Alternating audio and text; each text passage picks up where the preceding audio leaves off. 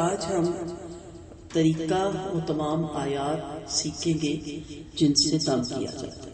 آیات بہت زیادہ ہے، لیکچر لمبا ہو جائے گا، میں صرف آیات نمبر آپ کو سینڈ کروں گی اور وہ آپ نے اپنے قرآن پہ اسٹکی نوٹ لگا کے آیت نمبر لکھ لیں، ترتیب بار لگاتی جائیں گی اور آپ پڑھ سکتے ہیں۔ کس صورت میں کہ اگر آپ کو لگتا ہے کہ آپ کے گھر پہ یا آپ کے بچوں پہ یا آپ کے اوپر کوئی سحر کا اثر ہے، کوئی اثرات ہیں، کوئی جادو ہے۔ اور ویسے اس کے بارے میں آڈیو بھی مل جاتی ہیں، ویڈیو بھی مل جاتی ہیں رقیہ کے نام سے، شریعہ رقیہ کے نام سے، وہ بھی صبح شام چلائی جا سکتی ہیں۔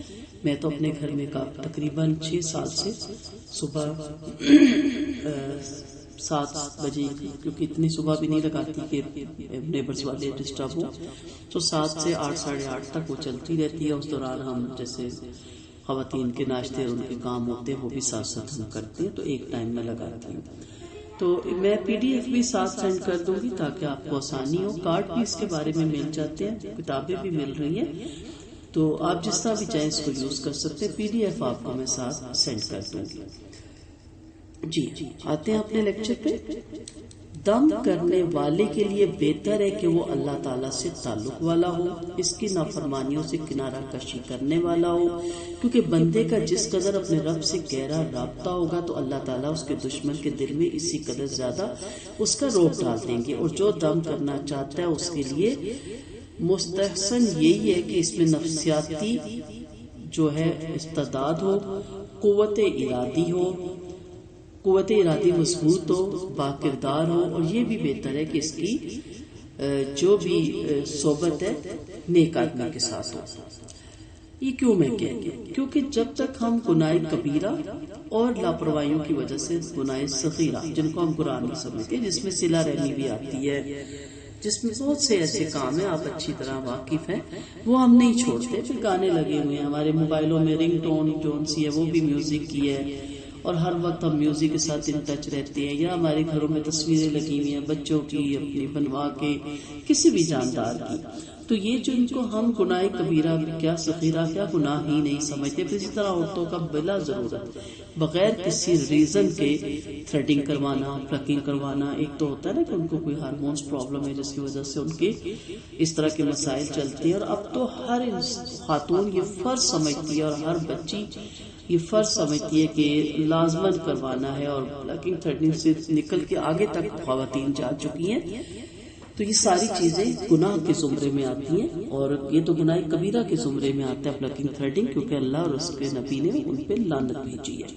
تو اس لیے میں یہاں رک کے تھوڑا آپ کو یہ بتا رہی ہوں کہ دم بھی اسی وقت اثر کرتے ہیں جب آپ اللہ کی نافرمانی سے باہر نکل آئے گا۔ اگر خدا نخواستہ ہم خود ہی شیطان بنے ہوئے اور شیطانی کام ہم کر رہے ہیں اور شیطان ہی ہمارا دوست اور ساتھی ہے، تو پھر اس سے کیا فرق پڑے گا؟ کچھ بھی نہیں فرق پڑے گا۔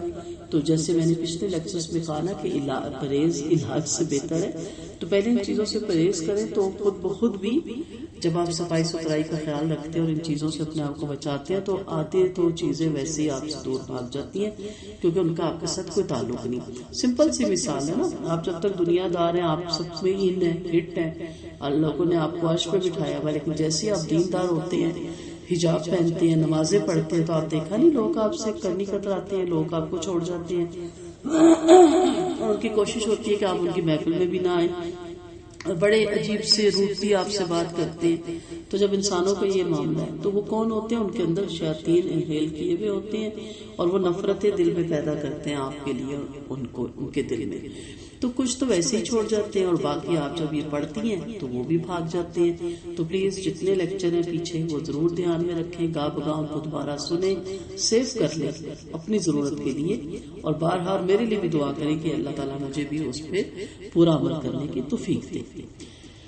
جی دم کرنے سے پہلے مریض کے کان میں اذان کے سیدنا ابو ہریرہ رضی اللہ عنہ سے روایت ہے کہ آپ صلی اللہ علیہ وسلم نے فرمایا، جب نماز کے لیے اذان ہوتی ہے تو شیطان پیٹ پھینک کر چلا جاتا ہے اور اس کی ہوا خارج ہو جاتی ہے یہاں تک کہ وہ اذان نہیں سنتا۔ بعد اذان دم کرنے والا مریض کے سر پہ ہاتھ رکھے اور اس پر قرات پڑھنی شروع کرے۔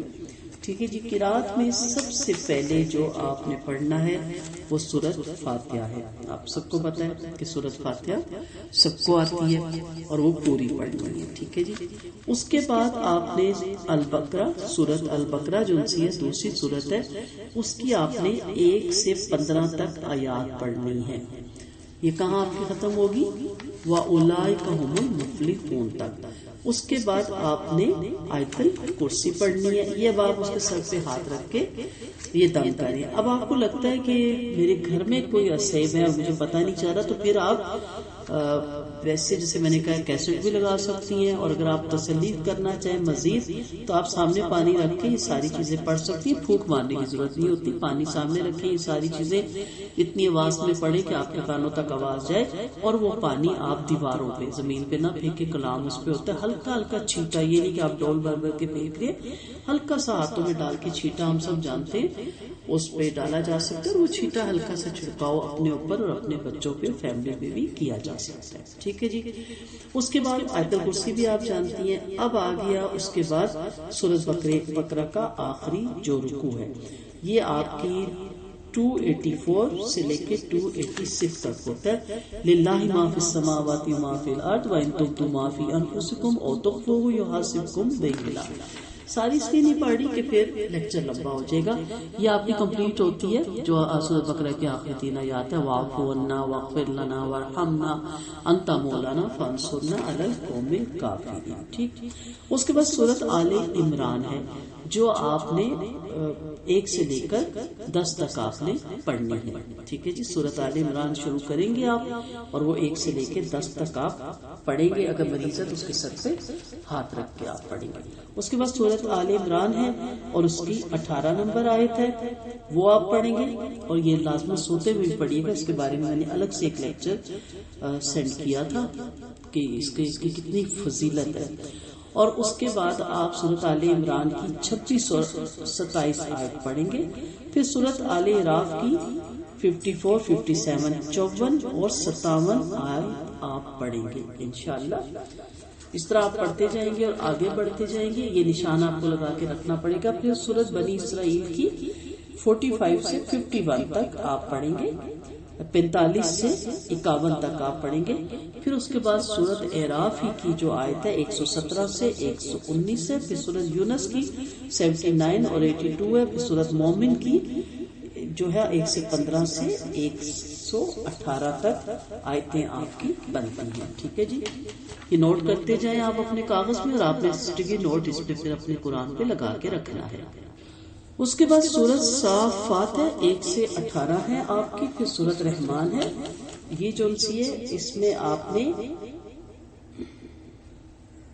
28 سے لے کے 34 تک پڑھنی ہے. پھر سورۃ حشر ہے، اس کی آپ نے 21 سے لے کے 24 تک پڑھنی ہے. پھر سورۃ ملک ہے 1 سے لے کے 4 تک پڑھنی ہے. پھر سورۃ قلم ہے 42 سے 51 تک، 42 سے لے کے 51 تک آپ نے پڑھنی ہے. اور پھر سورۃ جن ہے، اس کی جو ہے پہلی 3 آیات آپ نے پڑھنی ہے.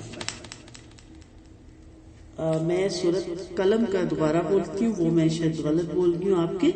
51 سے 54 تک اس کو ٹھیک کر لیجئے. 51 سے 54 تک آپ نے سورۃ قلم اور پھر سورۃ جن کی جو آیات ہیں وہ آپ نے 3 پڑھنی ہے. ٹھیک. اس کے بعد آپ کو نبی کریم اس کے بعد آپ کو سورۃ کافرون پڑھنا ہے. پھر سورۃ اخلاص پڑھنا ہے اور سورۃ فلق پڑھنا ہے اور سورۃ ناس.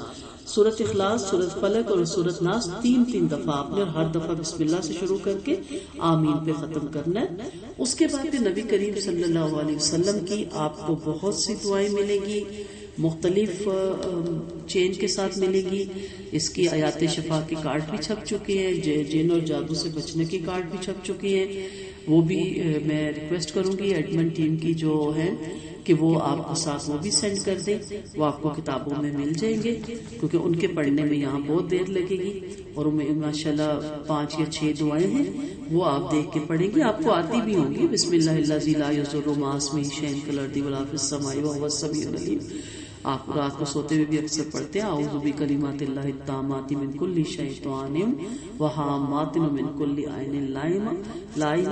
تو اس طرح کی جو دعائیں ہیں نبی کریم صلی اللہ علیہ وسلم سے جو سنت سے ثابت ہیں وہ بھی آپ نے دعائیں پڑھنی ہیں، اور پھر یہ دم آپ کا مکمل ہو جائے گا. اور اگر پانی آپ پاس رکھ کے دونوں کام ایک ساتھ بھی کر سکتی ہے، مریض کے سر پہ ہاتھ رکھ کے بھی اور پانی بھی سامنے رکھ سکتی ہیں، اور وہ پانی اس کو پلا بھی سکتی ہیں. وہ پانی اس پانی میں شامل کر لیں جو اس مریض کو جو اس سے گزر رہا ہے. اکثر آپ نے دیکھا ہوگا نا یہ جو عالم ہے وہ دم کر کے دے دیتے ہیں پانی کی بوتل، تو یہ ساری چیزیں ہی پڑی ہوتی ہیں. تو وہ کسی دوسرے شہر آپ نے لے کے جانی ہے، وہ بندہ پاس نہیں ہے، تو یہ ساری پڑھ کے وہ دم کر دیتے ہیں، وہ بوتل آپ لے کے چلے جاتے ہو. تو لازمی بات ہے علماء تو پڑھیں گے اور ان کا اللہ سے تعلق بھی بہت گہرا ہوتا ہے، لیکن آپ بھی تعلق گہرا کریں اور یہ ساری چیزیں سیکھیں تاکہ آپ کو عامل کامل باباؤں کے پاس نہ جانا پڑے اور وہاں جا کے آپ اپنی دنیا اور آخرت نہ خراب کریں. پیسہ بھی جاتا ہے اور آخرت بھی جاتی ہے اور دنیا بھی خراب ہوتی ہے. اللہ تعالی ہمیں اس پہ عمل کرنے کی توفیق عطا فرمائے. آمین ثم آمین.